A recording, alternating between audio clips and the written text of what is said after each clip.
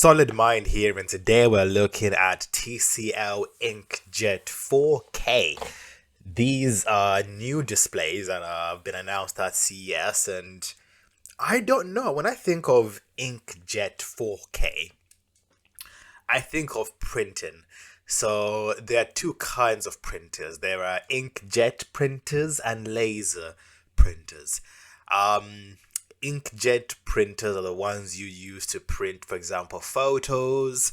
They're really good at printing photos, whereas laser printers are better at printing documentations. They're a lot faster. They don't use like ceramic in them to print. I know you're saying ceramic, but yeah, so that's on the printing side. Laser is more again on the high-end element, the corporate, whereas inkjet is more on the consumer element, the stuff you would buy on Amazon or Currys, whereas laser is more on the corporate side. So when I think of inkjet, I already assume this is very much a budget, cheap, low-end commercial unit. When I say budget, I don't mean cheap.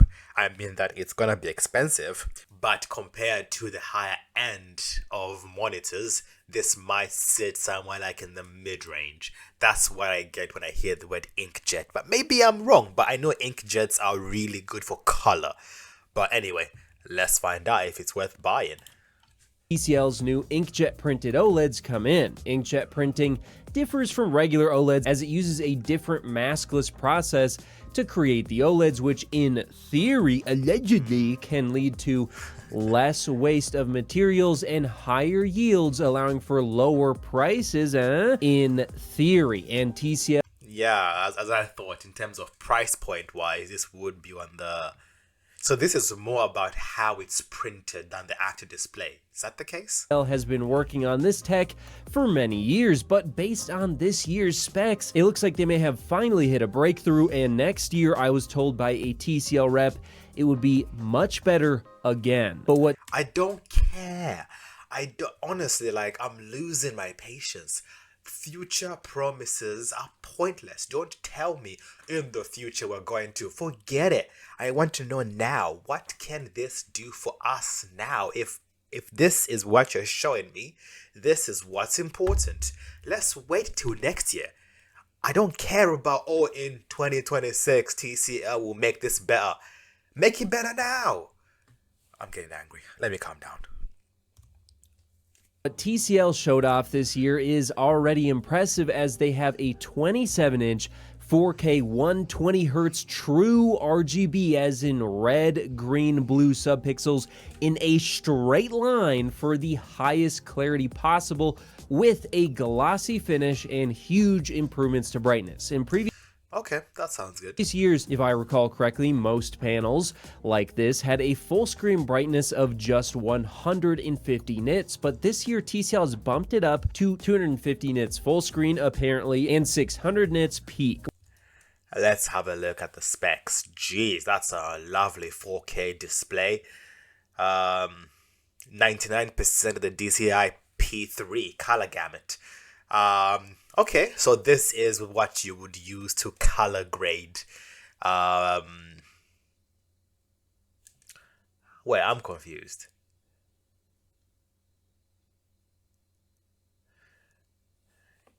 It's saying 99% of the BT 2020 and 82% of excellent color. I don't get that, but I would use this to color grade. Definitely the brightness, it's pretty good. 250 to 600 nits. Pretty bright for a display. 120 hertz, so you can use this for gaming technically. It's not gonna be like a 300 nits or 300 hertz refresh rate, but 120 is pretty good. Okay, so you get 3 sizes. Okay, bezel-less, not bad. 27-inch is a good size. So to give you perspective, like a normal office monitor, it ranges between 22 inches to 24 inches. 27 is pretty big, actually. Oftentimes with 27 inches, they're not 1080 1920 by 1080, they're normally a little bit taller to make them more narrower. So I don't know the aspect ratio of this monitor, but it looks good so far. It looks good.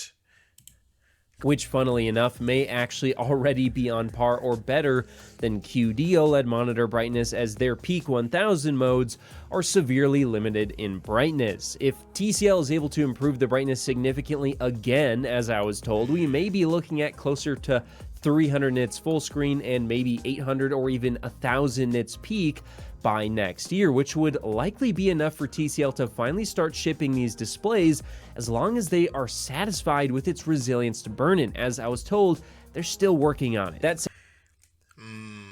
Part of me is thinking these won't come out this year. Burn-in, not Burner Boy. Oh goodness, I have fun making these videos. But burn-in is something that has been happening to me on my phone for the last 7 years. So I have been the last 7 years solely using OnePlus devices. I've dabbled a little bit in terms of iPhones, in terms of Samsungs, but because OnePlus phones have had OLED displays for a very long time, they do burn in. So burn in means that the pixels are left on for so long that they actually damage the screen.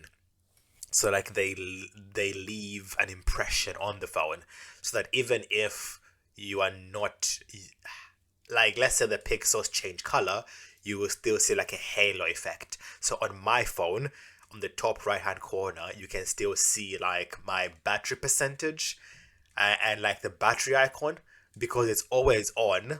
So even if I go watch a video and it's minimized and I can't see the battery percentage, because the pixels have burnt on the display, I can still see like a halo effect of where the battery symbol would be, or where the the battery actual percentage would be. Same with Wi-Fi, and same with the navigation button at the bottom. So burn-in is a bad thing when it comes to OLED displays, and it looks like it's almost inevitable. The only way to avoid burn-in is by not having certain things on your display always being constantly on. So you move the display around in terms of like the things on the display.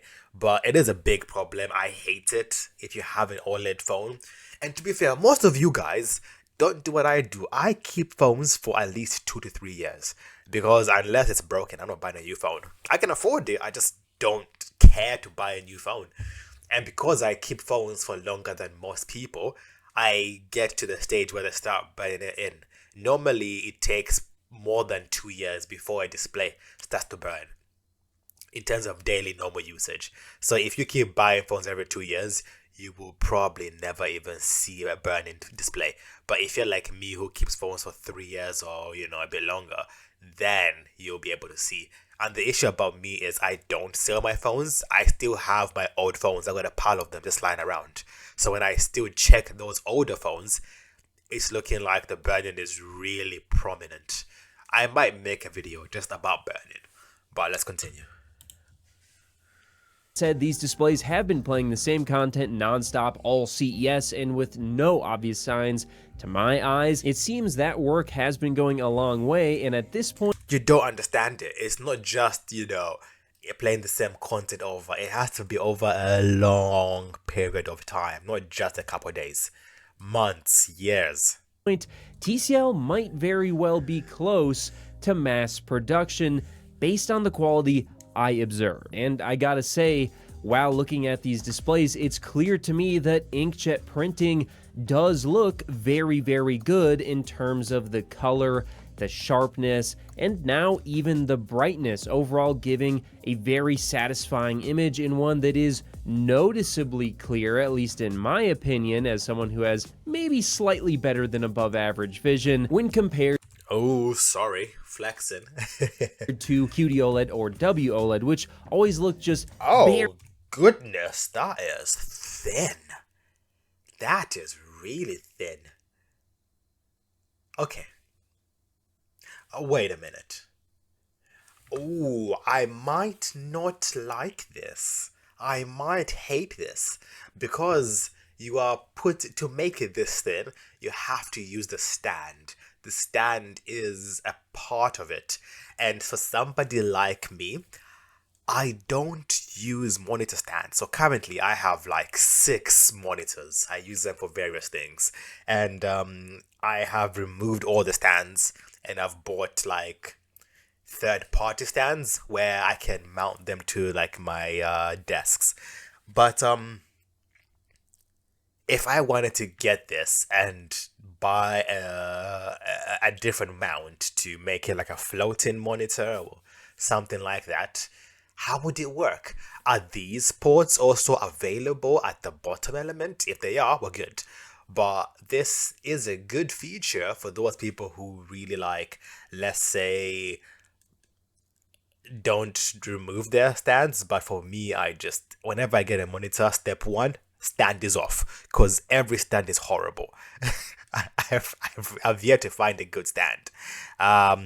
But yeah, this is an amazing idea, but a concerning one because for me, I'm like, okay, it's good that you have this feature, but can you also add them to the monitor? Yes, you're making it thinner, and yes, you're probably making it so that some of the parts are in the stand, but if someone like me wants to buy it, or let's say a massive office wants to buy it, and they already have stands, this will make it a lot harder.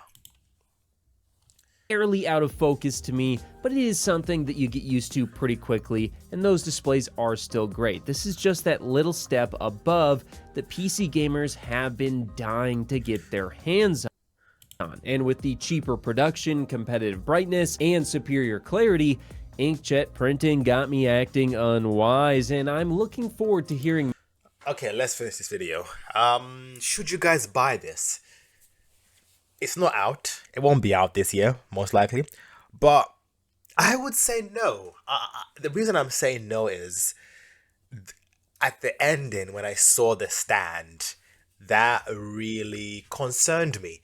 So, being able to remove the display, well, the stand from the display, for me is a big selling factor. And as a YouTuber, I will tell you my opinion. And my opinion is that for me personally, if I am not able to remove the stand or the stand has some crazy features, I'm not buying it because I don't like stands. Is this stand height adjustable? Is this monitor going to be put into a collection of monitors where there's more than one at a desk? If the answer is yes, then I wouldn't recommend it. But if you're just buying one monitor for home use on one desk and you don't care about having more than one monitor set up, this is very much a consumer monitor. As I said beforehand, there are two kinds of inkjet of printing. There is the inkjets, which is more on the cheaper consumer end, and there is the corporate end, which is laser. And even with the name, I predicted it and I was correct. I would place this in the very much consumer. In the corporate space, I don't think people are buying this. Or in a mass, I would say. But anyway, thanks for watching, guys, please. And also with TCL, normally they're purchasing like, Argos or these little like e-tailers. But thanks for watching, guys. Like, comment, subscribe, and yes, peace.